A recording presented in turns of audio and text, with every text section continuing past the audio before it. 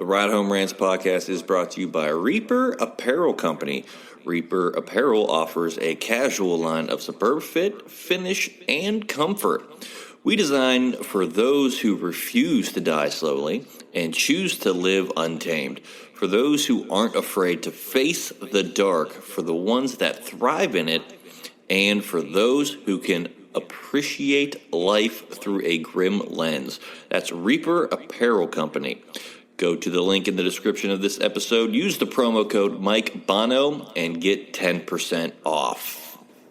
Also, the Ride Home Rants podcast is brought to you by Tactical Brotherhood, all American-made apparel, which helps support the Second Amendment. You can also find all this in the description of this episode with the link Tactical Brotherhood.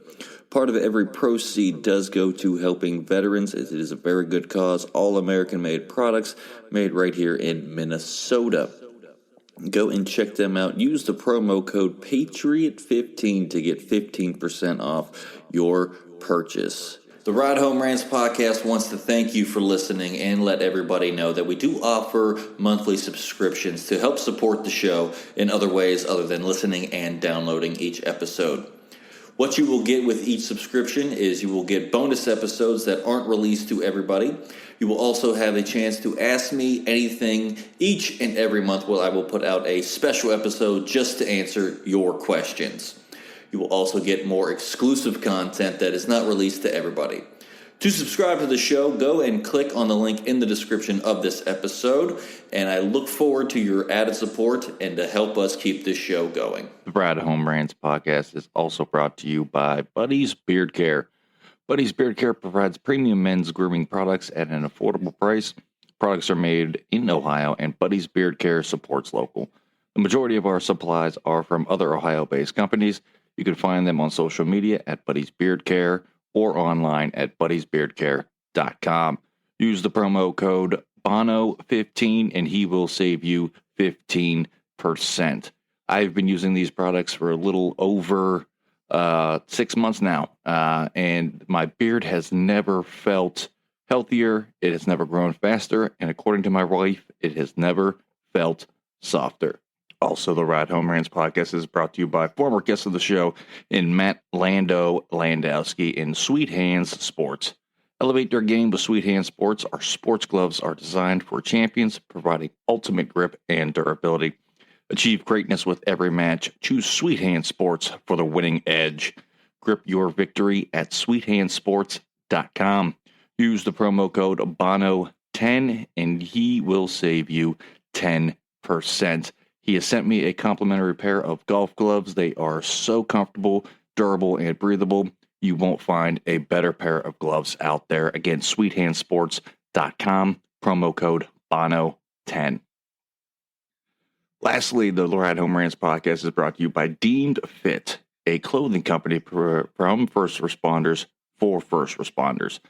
These products are so comfortable. They look great. They have great messages on them. They are provided to support first responders, especially those who worked through COVID. All of the proceeds are going to helping veterans and first responders with their mental and physical health. This is a great cause. I support anything that has to do with our first responders and our veterans. Again, deemedfit.co, promo code Mike Bono will save you 20%. Now, let's start the show.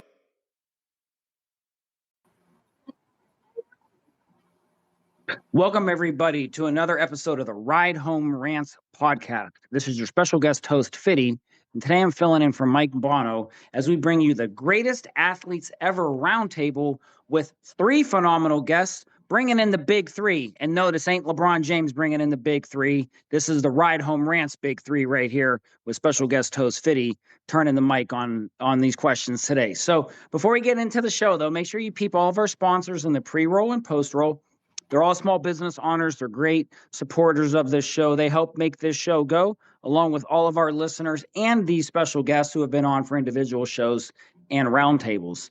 Today, we bring you the big three in here who have been involved in sports on multiple levels, whether it's college, athletics, it's college coaching, high school coaching, educating. They're going to give you a lot of great insight to the greatest athletes ever as we break down a lot of great questions here for you. So I'd like to introduce my guests, Matt, Mike, and TJ. They're going to go through, introduce themselves, guys, and then you're going to tell everybody what your favorite subject in high school was. And then, are you a fan of fishing? And if you are a fan, where's your favorite place to go fishing at? So we'll start with you, Matt. Well, my name is Matt. Happy to be here. My favorite subject in school was either advanced physical education or weightlifting, and no others in the running. And absolutely love fishing, but actually love watching my son fishing more than I actually like to fish. Okay, spoken like a true proud dad right there, Matt. So looking like a true proud dad right there. So let's go to Mike. Yeah, so favorite subject was probably AP Psych. Jump started my whole career, and then not a big fisherman, but can't say no to a boat day. So Okay, and TJ. It's TJ Lutt. I'm glad to be back. In high school, my favorite subject was history.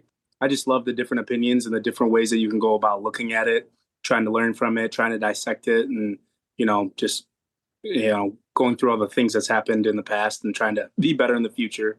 But I can count on one hand the times I've held a fishing rod. So I'm not a big fisherman at all. But definitely boats. Boats are great. I love being on a boat and just hanging out. So I'm halfway there. We'll see what the future holds. Okay.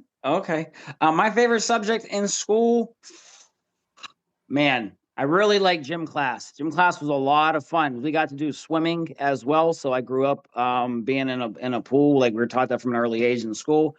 Really like those gym classes though, man. We used to have the wiffle ball tournaments and the soccer tournaments. Play flag football on the hill outside. So a lot of good times. So probably favorite subject was gym. And then no, I am not a fisherman. I do not like touching fish. And I do not have the heart to pull a fish out of the water and watch it die on shore. So just unfortunately not my thing. But I do respect fishermen because that is a way harder endeavor than what people think. So which kind of leads us into then these questions, right? So Matt, we're going to start with you on this, and then we're going to go Mike, and then we're going to go TJ. But you have the NFL, the NHL, the NBA, and the MLB as the big four really global institutions that are professional sports. How would you rank these four sports from most athletic to least athletic? The NFL, the NHL, the NBA, and MLB. How would you rank it from the most athletic individuals to the least athletic individuals? Wow, you're leading off with the tough ones right here. But I think all four sports you get to see athleticism on full display. The NFL I'd probably rank number one because it's very specialized and very unique per position and skills. So you need to have specialized niche athleticism. Obviously, the NBA, but I mean, up until my son started playing travel hockey and getting into ice hockey. I tell you, you got to be a good athlete to play in the NHL too, because geez, oh man. Then I don't know. It's hard. You got to try to hit a 99-mile-an-hour fastball too. So I don't know. I'd probably stick with my initial right off the bat thoughts of I'd go NFL, NBA, NHL, Major League Baseball. If you put me to it. Okay, Mike, what are you saying about this? yeah, so I think NFL has got to be at the top. Those guys are freaks. Just you see so many people who never make it in the NHL or sorry, the NFL that are just phenomenal athletes, and they make it in another sport, right? They'll transition and they'll be almost at the same level in something that they didn't even really focus on. Then I'm going to flip it just a little bit with NHL being second and NBA being third. I think I gained a lot of appreciation for the NHL with my cousins playing hockey. And every so often I'll see a Wayne Gretzky thing come up on, Instagram Reels or something where he's just dusting some soccer player in a sprint in like some kind of performance thing. NBA, obviously, I mean, that's where it gets like from like you can just be a freak athlete and then learn the skills, but then NBA and MLB, I mean, the skill to hit a 3-pointer consistently and the skill to even look at a fastball is insane. We have a track guy now who's been embroiled in some controversy, but he keeps posting that he's joining the MLB, and I'm looking at his posts and I'm like, Fred, man, what are you doing? The second you see, he won't even see 100-mile-per-hour fastball. I would, if I was given 1,000 attempts, if I swung the bat 1,000 times, I would hit 0 100-mile-an-hour ones right down the middle. Absolutely none. So still freak athletes for sure, but I think it does have to rank, fourth on that list. Okay. Now, a resident baseball guy here, TJ, what do you got to say about all this? Here's a surprise. Baseball will be last for me, actually, for the least amount of athleticism. Here's why. You got some of these big, large power hitters. That's what they're good at. They're good at power hitting. But if you tell them hey, we're going to run a mile or we're going to do a sprint, they're not going to be able to do that. A high jump, most of them are quick, but it's not, you can't compare the athleticism between them and like an offensive lineman or a defensive lineman that have the same body type. So no, baseball is last. You don't need the athleticism. The skill set's so specific that you can be a bad athlete, but be a great baseball player. So yeah, that'll be last actually for me. Number one, I will say, is the NFL. Just the things that they're able to do with their bodies, how quick they actually are. I think because they're all so fast, we don't realize how fast they actually are unless we were right next to them. So, but you hear about how they're high jump athletes, long jump athletes in high school, track athlete, all American, 100 meter sprinters. So the NFL definitely has probably the top athletes. And then I'm going to go to the NHL. The ability to skate already is an athletic movement that is not common for most people. And I think that we grow up, maybe it's just so because how we are in America, we grow up shooting basketballs, we grow up jumping, we grow up doing those things, but skating is such an unnatural movement. You have to be an athlete to be able to have that type of balance without your feet and be able to get up and down. And they go so quick too. It's unbelievable, their reaction times. So NHL will be second. The NBA third. Again, they jump through the roof. I just don't think we understand how athletic they are. I mean, you're on a courtside seat and things like that. And then, like I said, the MLB, you just, the skills are special. The ability to hit is special. The ability to throw is special. But you can also have Alejandro Kirk, catcher for the Toronto Blue Jays, is 5'7", 240 pounds. And he's a professional baseball player that can barely move, but he's great at what he does. So. Okay. So I'm going to give mine here. I'm going to work backwards. So I'm going to say MLB for sure. Not that there's not great athletes there, and we're going to talk about this a little bit later, but I'm going to say that. I'm going to say the NBA. I'm going to say the NFL is second, and I'm going to say hockey is first. And TJ kind of touched upon these reasons, but I want you to think about this. Think about how athletic a tennis player is with their stop, start, lateral movement. They're probably quicker than NFL wide receivers. Now, think about that tennis player doing that on skates, moving side to side and front to back and stopping on a dime on skates. If you put NFL players in skates, most of them fall on their face. If you tell an NHL hockey player to go run into somebody as hard as they can and try to take them out on grass, they're going to do it.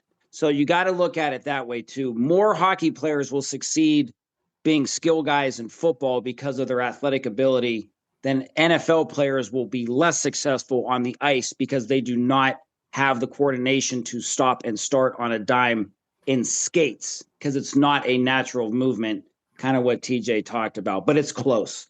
All right, so number 2 here, the second question. I want to get everybody's opinion on this. The Olympic great Michael Phelps is considered one of the greatest athletes of all time for his plethora of gold medals in the pool. Ranking, or coming in, his body type is 6'5", enormous wingspan. His cardiovascular endurance is one of the best, if not best, in modern history of athletics. Where does Michael Phelps rank as an all-time overall greatest athlete? Matt, what's your opinion? I think he's in the top 10. He's got to be in the top 10. It's hard to argue with everything you just said. So, when people think of, and especially now as time goes by, when they think of Olympic swimming, they think of Michael Phelps, just like probably all of us we're going to touch to later, all of our other top athletes in all these sports. So his name immediately comes to mind. So, yeah, I'd put him in the top 10. I mean, I don't know. We'll probably get into later on where everybody fits where. So I'll just say top 10. Okay. Coach Larkin, what do you say about this? I like that answer. I like that answer a lot. Top 10. I mean, his accolades just from the medal total, his longevity in the sport, and the fact that like his skills are so transferable out of the water from the athletic perspective. Like, man does not make lactic acid like a normal human being. You put him on a bike, you put him in endurance running, you put him in anything where he's able to, where recovery is the limiting factor, he's going to crush so many people. So, like, yeah, does he ever develop the skill to, catch a one-handed pass in the end zone and toe tap out of bounds in the NFL? Probably, who knows, right? But his pure, like, genetics for being an elite athlete, he's going to out-recover everybody. And at the top level, that's what you need. So I like that. I like that top 10 answer, man. Okay. TJ, what are you saying about this? I completely agree. And the minute that what came to my mind was, how elite are you at what you do? And obviously, he's at the top of that list when it comes to swimming and history, just in my opinion. So that has to account for something. There's been millions of people that have tried to do what he does and can't do it as well as he does it. So now you start to take in, what does that mean? That means that he had the dedication to be able to perfect that skill. He had the mental capacity to be able to, withstand the ups and downs and the hour-long practices. You hear about his meal plan where it's like, 15,000 calories before noon or something ridiculous to be able to keep himself in prime elite Olympic shape. And for as many people that never even make it out of qualifiers, for him to go and run the gauntlet as well as he did, it has to go for something. So he's able to use his body extremely well. So top 10 for sure is an easy lock. Okay. Now, one of the next guys we're going to talk about is probably one of my favorite professional athletes of all time. I think he's probably one of the top 5 athletes of all time, if not potentially number 1. Wilt Chamberlain. Wilt Chamberlain was a pro NBA player of an offensive force that the NBA has still never seen. Wilt Chamberlain retired from the NBA and became a professional indoor volleyball player and a Hall of Famer in indoor volleyball, standing at 7'1". He also became a marathon runner in his 50s. At 45 years old, Wilt Chamberlain was offered an NBA contract after being retired. And there is stories out there that when Magic Johnson came into the league in 1980, a retired Wilt Chamberlain came in and beat the living shit out of Magic Johnson in practice and humbled him. And then Magic Johnson thus went on and won an NBA Finals MVP that year. Wilt Chamberlain also was a dynamic track guy in college as a sprinter, jumper, and thrower. He's like a 57-foot shot putter, 10.9 in the 100-yard dash, over 50-foot triple jumper. Probably most impressive, though, for us old guys here, Wilt Chamberlain played in Conan the Destroyer with Andre the Giant and Arnold Schwarzenegger. And you think about Andre the Giant, for people that don't know him, he was 7'4", 500 pounds, rest in peace. And Arnold Schwarzenegger, probably 2 of the strongest human beings ever. They both said Wilt Chamberlain was stronger than both of them. He could curl over 500 pounds. Now it's according to Arnold Schwarzenegger.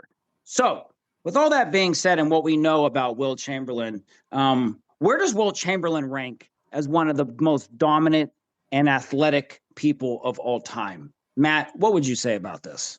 I mean, the stats don't lie, and everything you said is true. Like I said, he's got to be up there.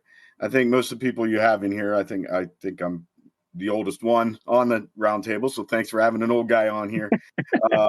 It's really difficult when you start thinking about this, and we're going to be on the show of people that you've only heard stories of or you've seen highlight films of that you never really got to see in person. So I kind of almost feel like I was robbed of not being able to appreciate an athlete like Wilt Chamberlain, in real time. But I mean, everything you said, I mean, he's got to be up there. I mean, if you just name a Mount Rushmore of NBA talents, he'd be up there. But if you're talking overall athletes, he's got to be there too. But, you just remember Lou Alcindor was in Enter the Dragon though too. And you're talking about movies. I thought you were going to go that. I thought you were going to go that route because watching him kicking Bruce Lee was pretty impressive too. So. Yeah. Okay. That was a good one. I forgot about that. Coach Larkin, you're a track guy, really, but knowing about Wilt Chamberlain's prowess and that, where does Wilt Chamberlain rank as the greatest athlete of all time, in your opinion? Hey, again, I feel like as we go through like these, greats, it's going to be like, oh crap, I forgot about him. And this top 10 list is going to expand real quick. But like, the biggest knock on Wilt Chamberlain's career was that did he really score 100? And it's like, yeah, maybe he only scored 93, but that's still ridiculous. It's like, he might not have scored 100, but it was 90 something. It's like, does it really matter at that point? You lost by so much that people forgot, and they're like, it must have been 100. Yeah, so it's tough. And coming from the track world, nobody does that anymore. Like, and he's built different. He's skinny, but throws the shot put like a nuke. All right, then triple jumps, then sprints, high jumps. Like, if he had been a decathlete, he would have been a decathlon world champion. If he had been a triple jumper, he probably would have been a world champion triple jumper. Like, he did more, right, than Phelps did, which we just talked about, right? And he's top 10. So Wilt's got to be higher just by breadth of his athletic ability and that he's shown at an elite level. Sure. TJ, I know you're the youngest guy on the panel here, but what are you saying about Wilt Chamberlain? Yeah, I've obviously only know the stories, only got to see some of the grainy video, but you can see the fear of the people that were around him on the court. You can see that they were just, he's going to do what he's going to do, and there's not much that anybody else can do about it. So he seems like the athlete, and just like the little studying I've been doing, because I like to study a lot of great Black athletes. It seemed like basketball wasn't even his best sport, which is kind of scary. You talked about the sprinting. I believe that was like the first one that they talked about. Is like he did it just because, but he could have done that until whenever he decided to stop. And can you imagine a guy 7'1" just sprinting that fast? Like, would you even want to be around when that happens? Like, I'll let him finish first, and we'll come after. But and you talk about polarizing. There's a reason why 50, 60, 70 years later, he's still a guy you talk about, still a guy you bring up, and a guy that if you were to plug him in, even in this generation of basketball, in this generation of athlete, it would still stand. And those are few and far between. So I agree with that. If we're talking top 10, he's, now we're getting into that 6'5", 4 range now with Wilt Chamberlain. Sure. And I think the thing people got to realize is, he retired as a dominant NBA player, but he became a professional volleyball player. And anyone that's tried to play volleyball is not easy. Like your hand-eye coordination and the movement, the lateral movement, the jumping, the things that go into that. But then to get in the marathon running and then not even be in the NBA for 10 years and get offered a contract and go beat up on Magic Johnson, arguably top 3 NBA player of all time. And then to have Andre the Giant and Arnold Schwarzenegger compliment you and say how strong, how physically just strong you are at 50 years old. And you got to think Arnold's young, right? That's 40 years ago. Arnold Schwarzenegger's 36, 37 years old, right? Like prime Arnold. Wilt Chamberlain's 50, and he's still just just barbarically strong. I mean, said he would run out of weights trying to weightlift with those guys. So I'll tell you what, though, Matt, that would have been one heck of a weight room session, seeing Arnold and Andre the Giant and Will Chamberlain throwing around some weight, man.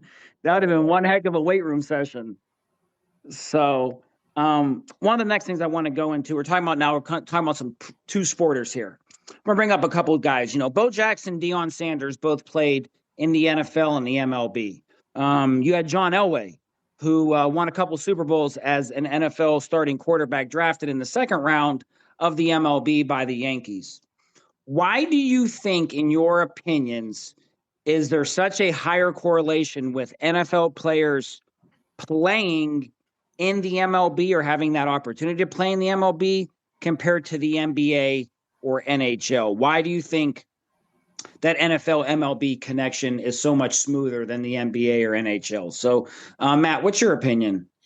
I think it used to be much more of a correlation. Now you're right. Like you mentioned, like Kyler Murray too was recently drafted pretty high for the A's and ended up turning down their money and playing. I think a lot of it with football has to do with, you're going to train if you want to be at an elite level, train year round for football. And up until fairly recently, it was not a 365-day sport.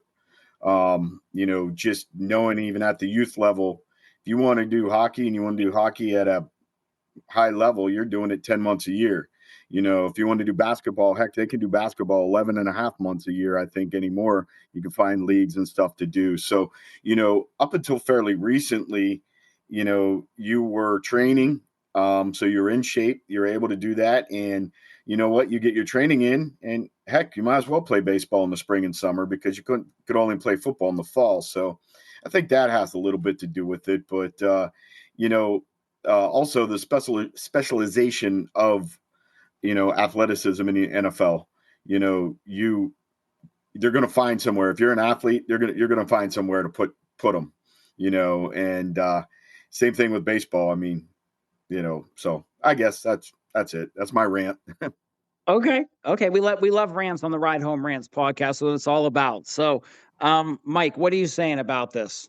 Yeah, I agree. It's more of a scheduling conflict than anything. Back in the day, three-sport athletes were really common in high school, and they're becoming less and less common at the high school level. And then dual-sport athletes in college were common as well. And you'd see some of these NFL guys who were also on college basketball teams or also on the college baseball team. And then when you get to the pro level, the scheduling for NFL, NBA is difficult. It's really, really hard to do. Whereas the overlap for the NFL and MLB isn't nearly as difficult, especially back when it was a 15-game season. So the toll it took on your body was, much more confined. There's not 3 preseason games. There's not OTAs, or it's not as required. And then the MLB season really doesn't overlap in any meaningful way, especially if you're on a bad team. So I do think that it's primarily scheduling, but recently it's become more of that like specialization where we don't see those people getting drafted in both at the same time. I think we'll still see, from the high school perspective, MLB drafts out of high school. So we'll still see some NFL guys that, oh yeah, remember when he got drafted as a senior to the Royals or something and never played. And then finally, it's a money thing where if you're going to the NFL, you're guaranteed that money. In the MLB, like, you're drafted and you might be on a bus to nowhere and in AAA and live there for 10 years. And, it's just not as financially rewarding so quickly. Sure. Okay. TJ, what do you say about this? You're a former, college baseball player. If you coached high school football, you've coached high school baseball. What are you saying about this with that correlation compared to the MLB, or sorry, the NBA or the NHL? I think, the first thing that came into my mind is like, what do we start with? And like T-ball is usually like the first thing that people get put into. I think that that's kind of why MLB is it's the one you do the longest for most people. Um, the second thing I thought of was, okay, we all go shoot a basketball. We could probably do that, but well, you're organized sport. Football, it's really organized from an early age. So you learn all the technique. You learn, okay, this is what linemen do. This is what the defense does. So you kind of learn all that. Where basketball is kind of, hey, here's a layup, but you can run around in circles and throw the ball up, and that's basketball until you're 10 years old. So I think that kind of correlates too. The scheduling was the first thing that came to my mind when it came to like, I stopped playing basketball in high school in 10th grade. So I was a baseball first guy. I loved football, but I was really small. So I was only going to be as good at football as I was going to be. But what happens is you go through a whole football season, really, which starts in the summertime, a grueling football season, week after week, hitting each other, weightlifting. Then you're like, okay, when's my first break? Your first break was basketball season. So a lot of people stop playing basketball in the wintertime to prepare for, okay, now I'm going to go to the spring and get myself ready for baseball. Also, if you're a high-level baseball player, you can't go 6-8 months or whatever without swinging a baseball bat. So in the wintertime, you're working on your baseball stuff, and you're like, hey, I got a 3-hour basketball practice, or, I can go and take an hour in the cages, things like that. So the money definitely goes into it too. Now I see these really large NBA contracts might make a shift with this. But those are the top guys. It's not the end of the bench guys that get, whatever, thousands of dollars, whatever they get, still great. But the minor leagues plays a role into how can I play in the NFL now for money versus do I have to go through the D League in basketball? Do I have to go through the minor leagues in baseball? So this is where you're going to see a lot of athletes start to choose football. And they're trying to make football safer. But again, I just think that baseball is because you start with T-ball so young. That's why people naturally have done it for 15 years before they make a decision. Okay. I think I do agree with you guys on this stuff, but I do also think there's some other factors. I think like in the older days, NBA players were a lot more physically tough as well because the NBA was also different. So you had a lot of football guys play the three sports: football, basketball, baseball. As things started to get specialized and the NBA, I believe, became more of a global game, you had guys stop playing those other sports because one, they just weren't physically tough enough to play football anymore. And two, they had to become more skilled because probably since you could argue Tim Duncan, even though he was a U.S. Virgin Islands, Dirk Nowitzki, the international players have kept coming and coming and coming. And now you can say there's no NBA player who's American who's in the top 5, maybe top 6 best players in the NBA right now. So I think it has shifted NBA. Good basketball players who stop playing other sports because they now have such high competition from international players in the basketball realm. For the NHL, I think those other people don't play that sport because for some reason, as Americans, we laugh at the NHL.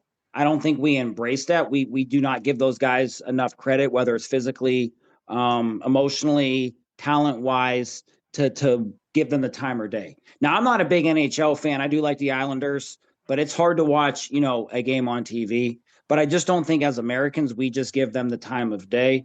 But I will tell you this. Most NHL hockey players would beat the living heck out of any NBA, MLB, or NFL player in a fight. You ever see those guys fight? Go watch Happy Gilmore too. As well. But I think that's the other thing too. So I do think things have shifted with the NBA dynamics of around the world, and people just not giving the NHL the time of day to do it. Now, I would be curious just for myself from wanting to know this, like, do the NHL players from these other countries, do they play any other sports in those countries? Maybe they play soccer for the coordination and the cardio, but I don't think they're probably playing basketball in certain places, like in Canada.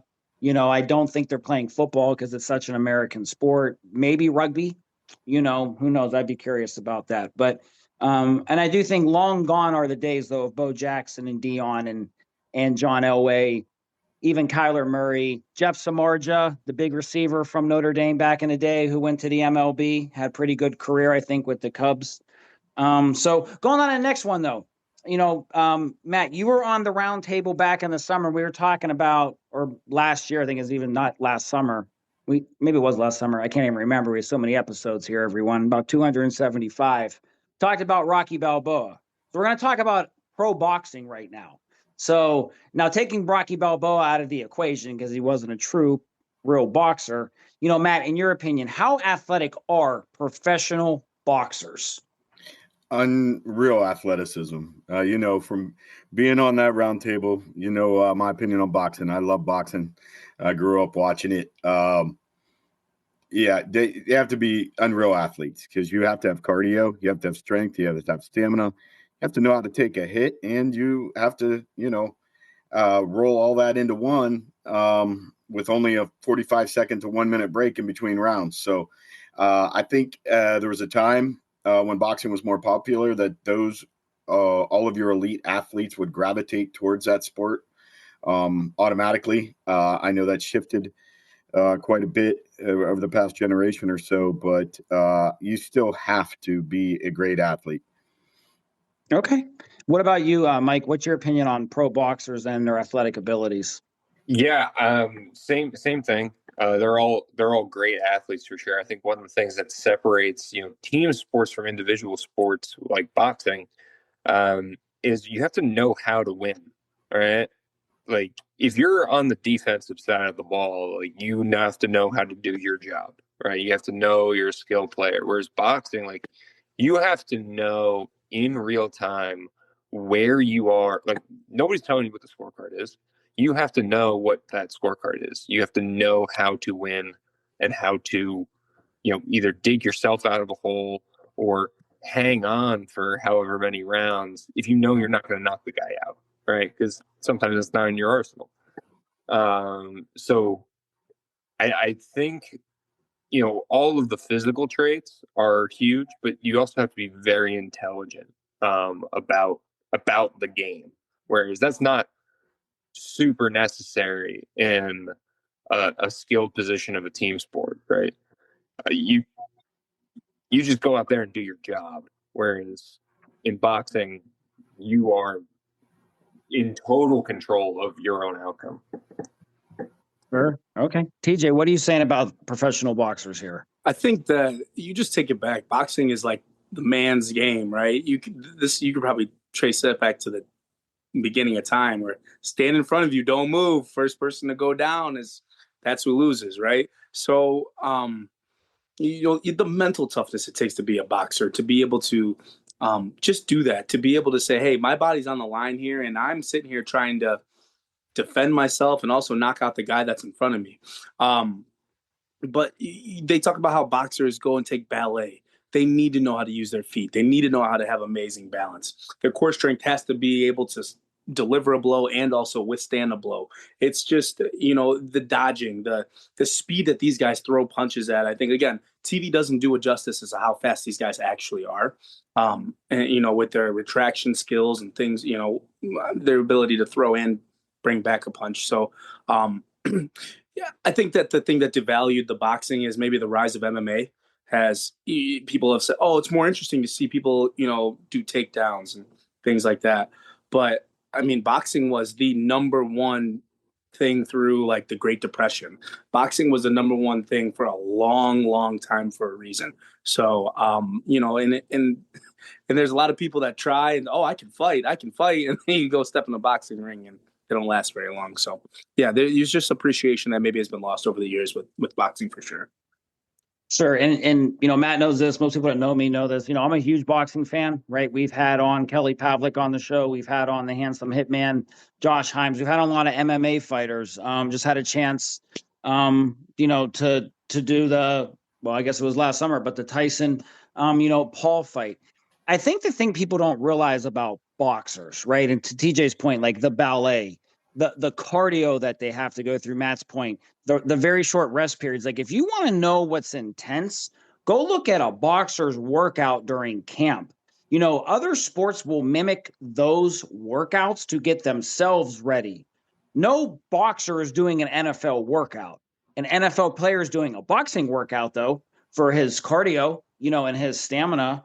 And the fact that you gotta be able to weight lift, you gotta know angles, you have to have that hand-eye coordination. Because the thing is, to Mike's point, you can be hidden, right, if you're on a team, right? If you're a weak link.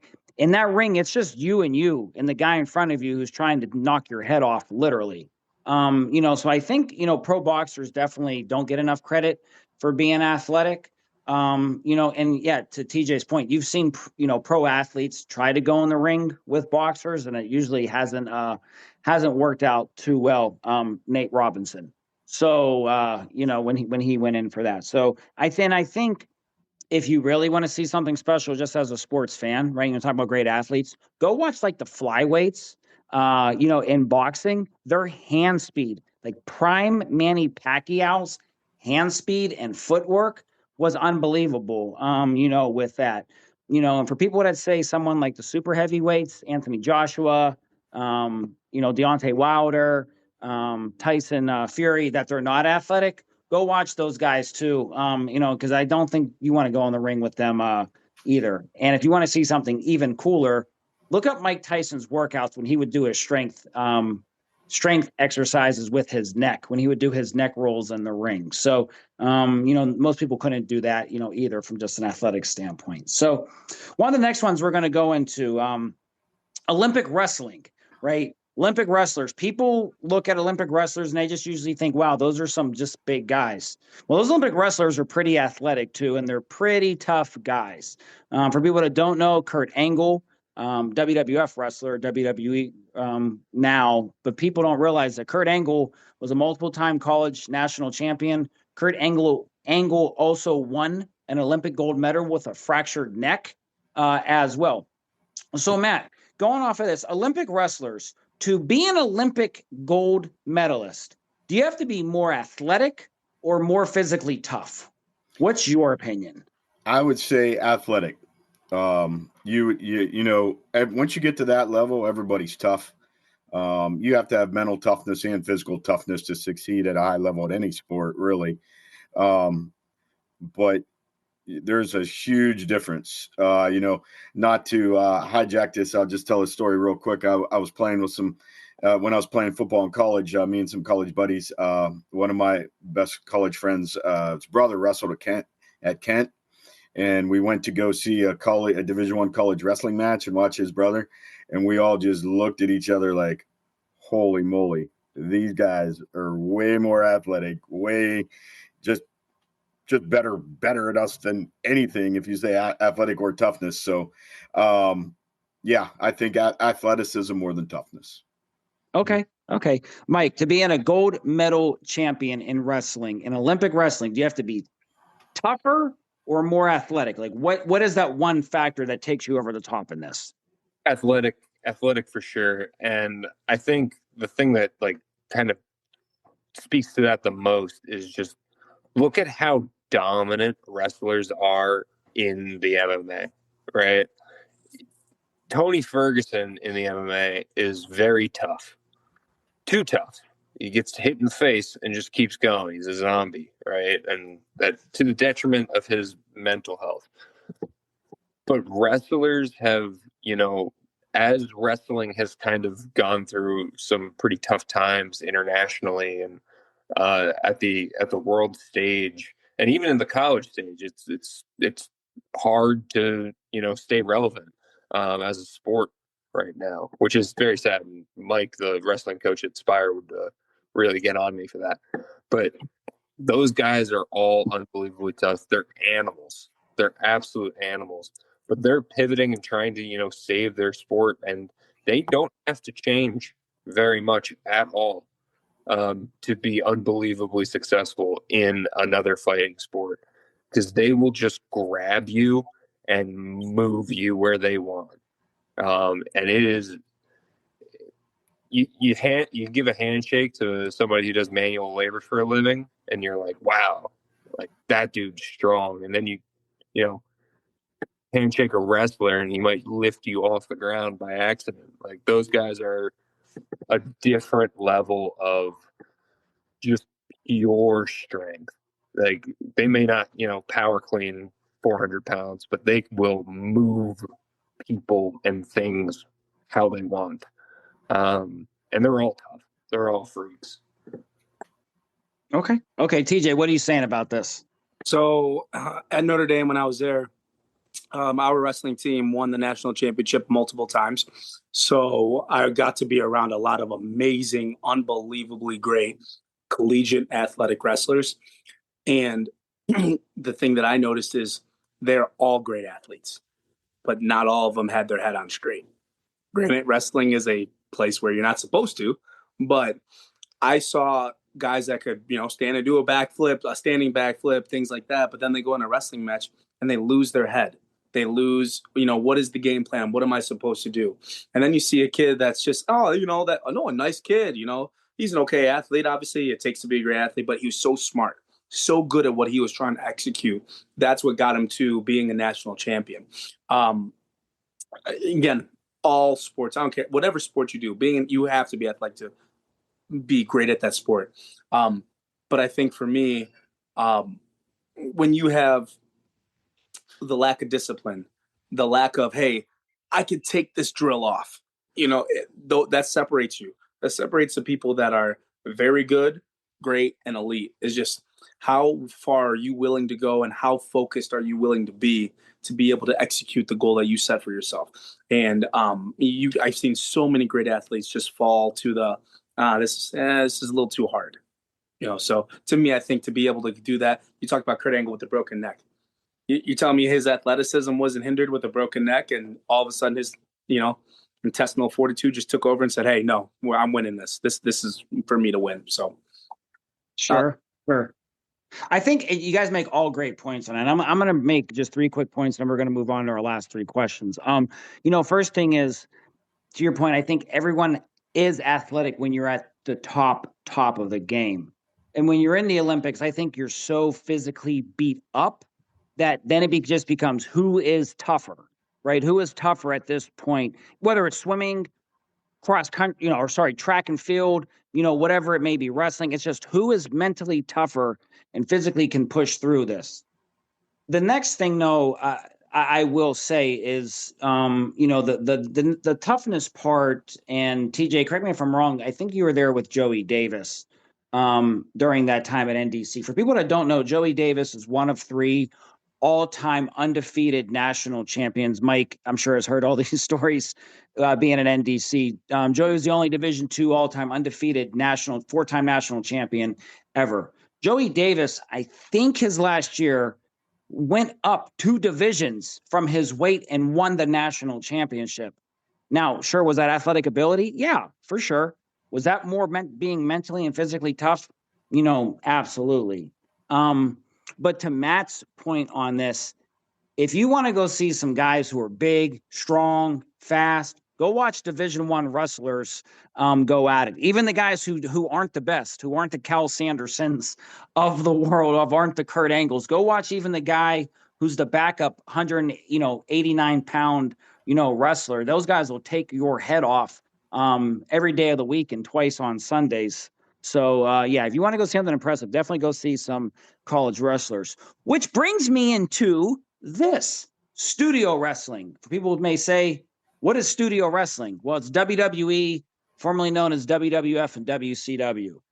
People knock a lot of these athletes who have done this. Now, we've seen, and all of us are different ages, and we've seen this over the years, a lot of pro athletes go into wrestling later on.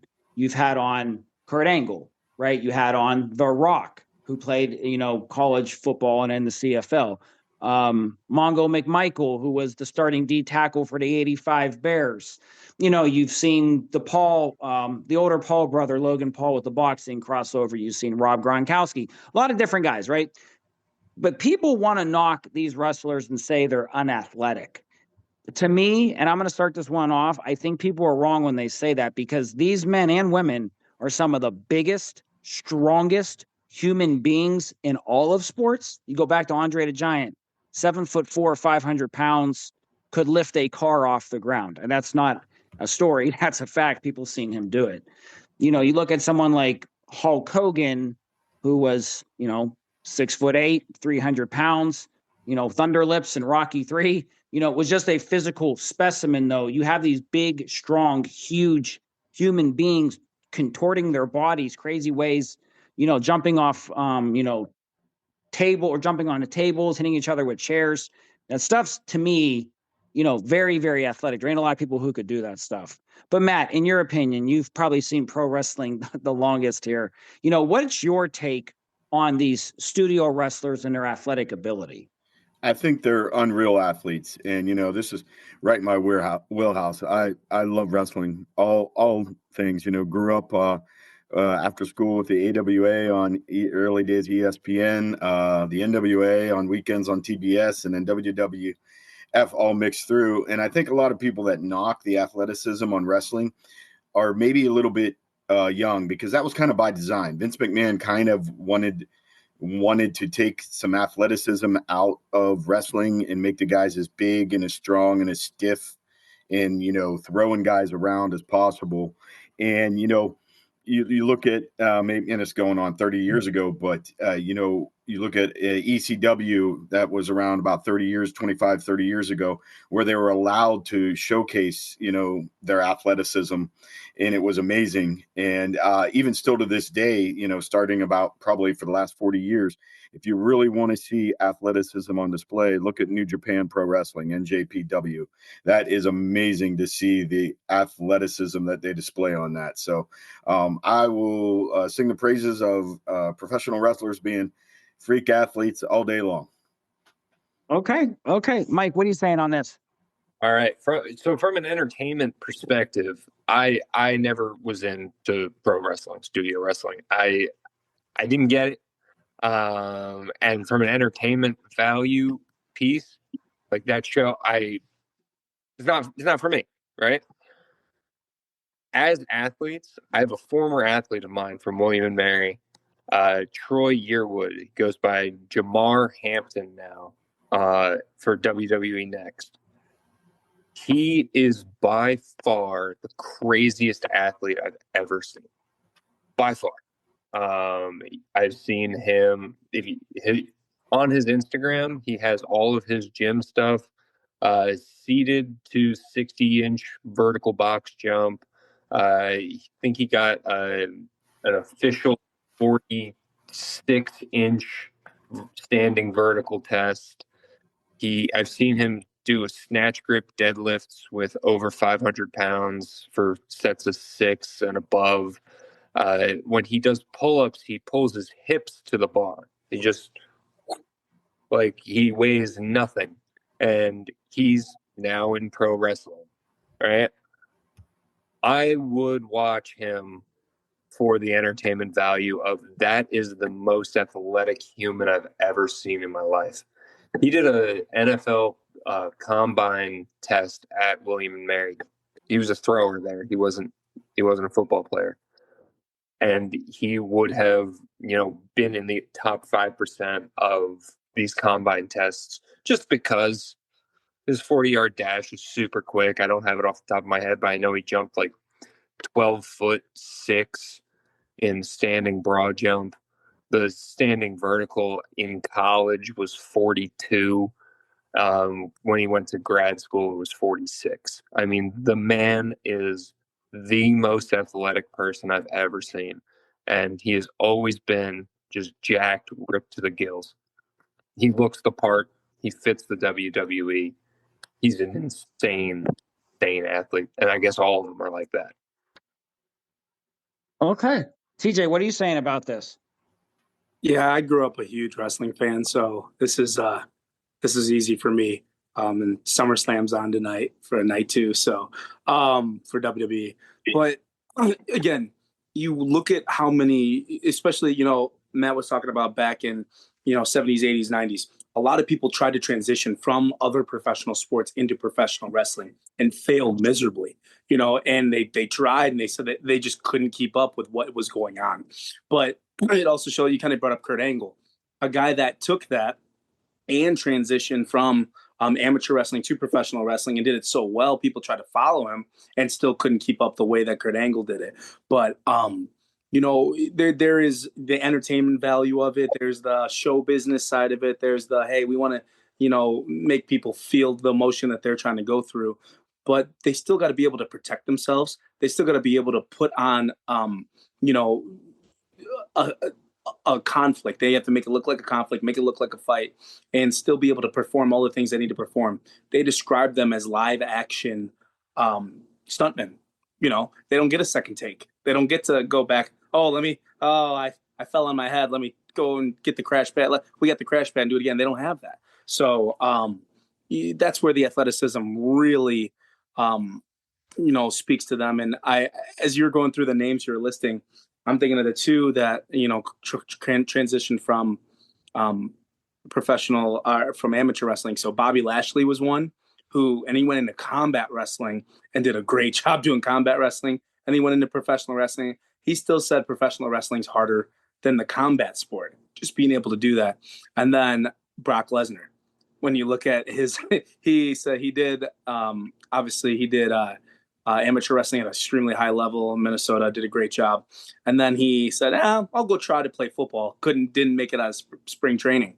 And he, as much as he said, football was harder than professional wrestling, it just shows that that's the type of athlete professional wrestling can produce at times. So, these guys, and the cool thing about professional wrestling, big, small, men, women, they're able to go and do it.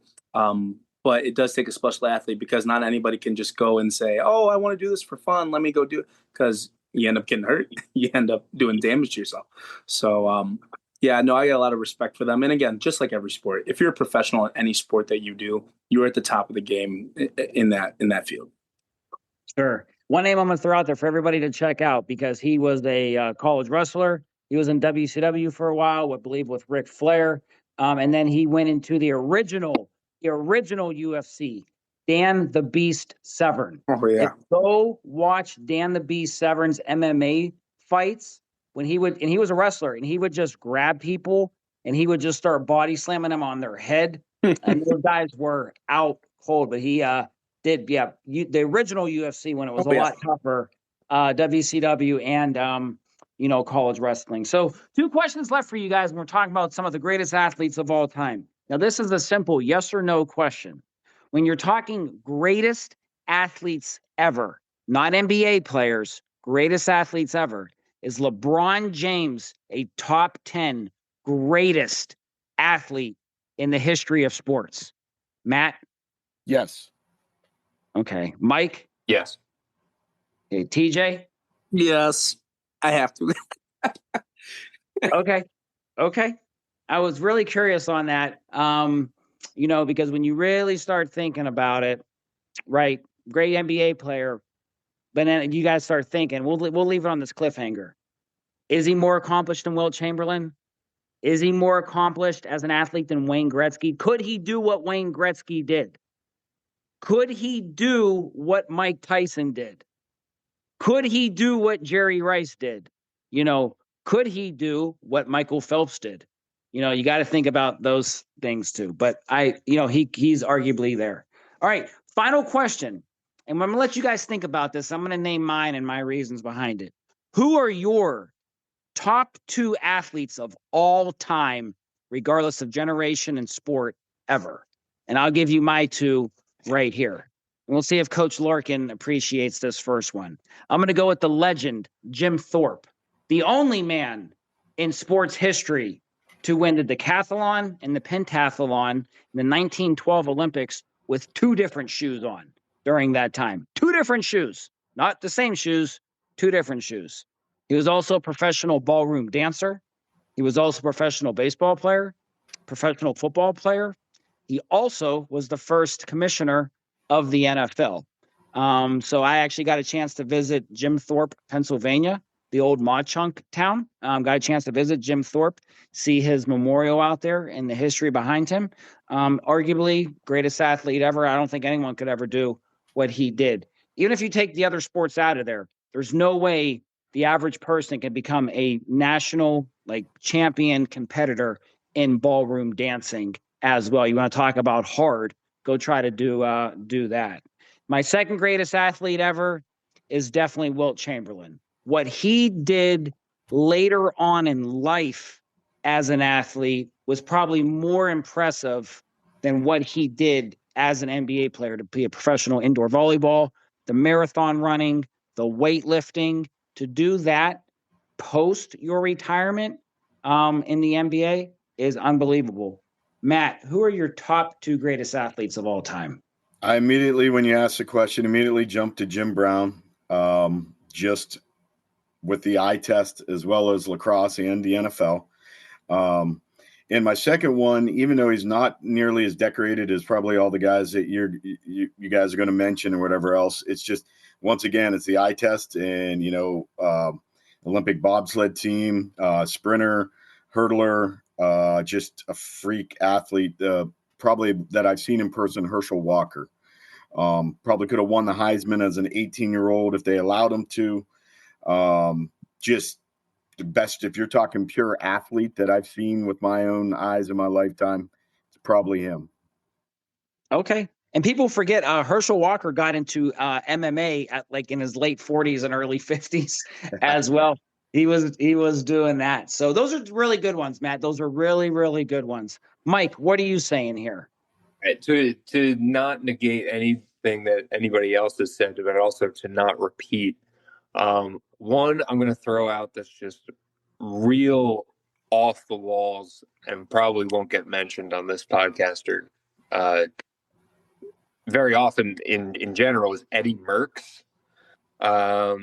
Tour de France winner, I believe 5 times.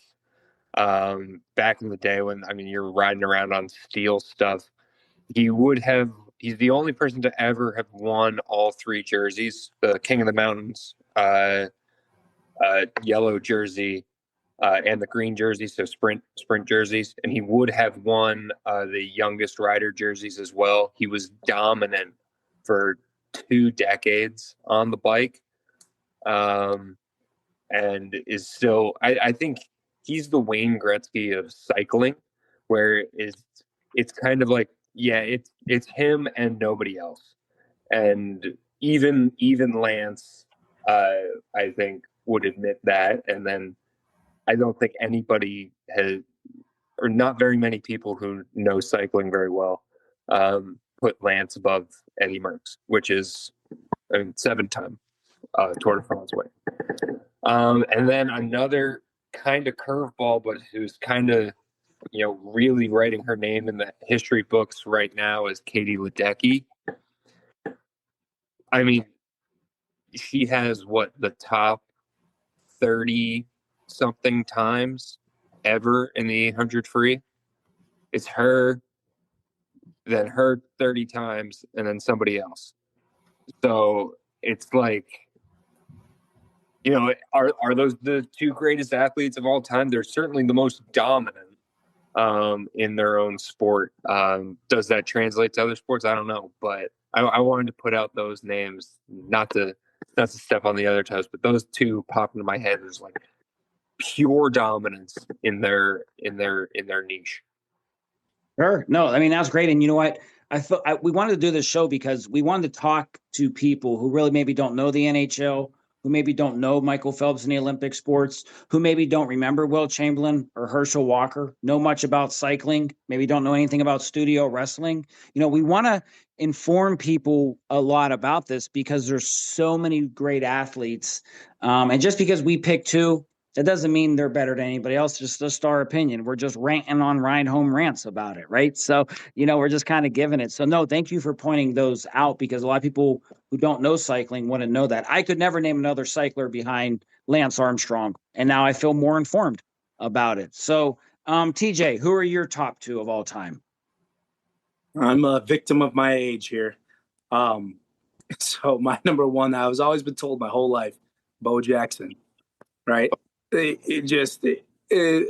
try to think about the stories that everybody's told about they did the laser, he ran a 40-yard dash and the laser had him at 413, but the handhelds had him at like 397, and they had to open the door in the back of the gym because he wasn't going to be able to stop because he was running that fast. And just the people that played against him, and then to be able to go and just kind of play baseball, I was okay at baseball, I was just an all-star. It's fine.